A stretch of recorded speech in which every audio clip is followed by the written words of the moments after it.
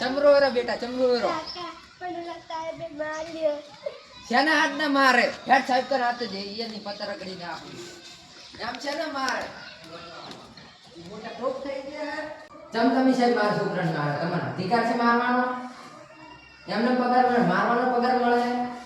કાલે ઈ રોઈને આયા તો આજે તમે મારે જો એને સાઠો પડ્યો ફોરમ પોલીસને ફોન કરો તમારી નોકરી કઢાઈને આપો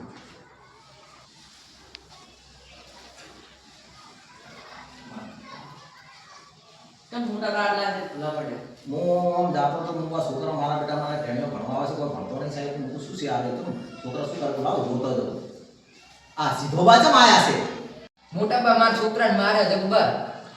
મેં અત્યારે પોલીસને ફોન કરે પોલીસ કેસ કરવાનો હું કોઈનું નહીં હોભળવાનો આવી નિશાળમાં ભણાવવો જ નહીં મારે અલ્લા સીધાજી આ છોકરાને સાહેબ કે મારે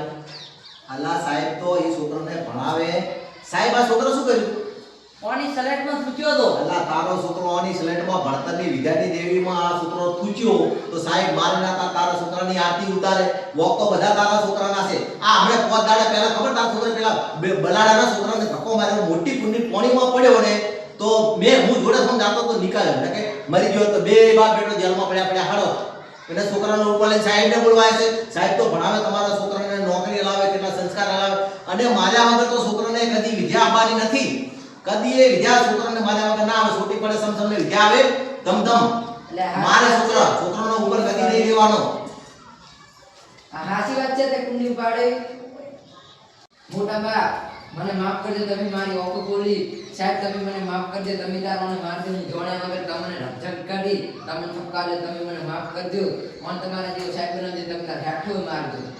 આ બધા છોકરો રેડી જો આ સીધોજી કમ્પ્લેટ સમજી જાય બધી વાતે સમજી જાય જો મા બાપ સાહેબ તમને મારે શા માટે મારે તમને ભણાવવા માટે તમને નોકરી લાવવા માટે કોઈ સાહેબ કોઈ તમને કોઈ મારી નાખવાનો કોઈ ભાવ સાહેબ ની ના હોય